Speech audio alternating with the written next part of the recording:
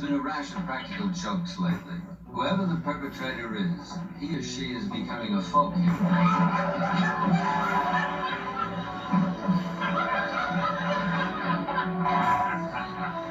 Right makes no difference. No one is safe from the mad joker.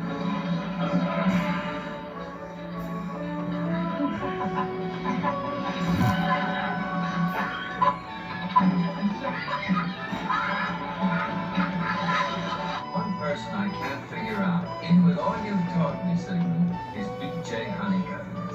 He's an enigma with size 13 shoes.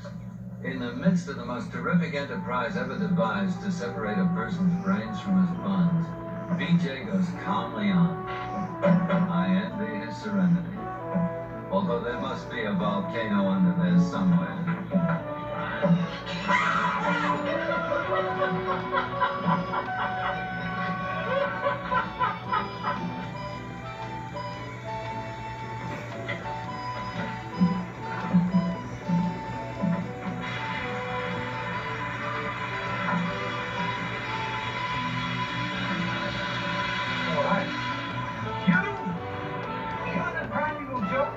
Certainly looks that way, doesn't it?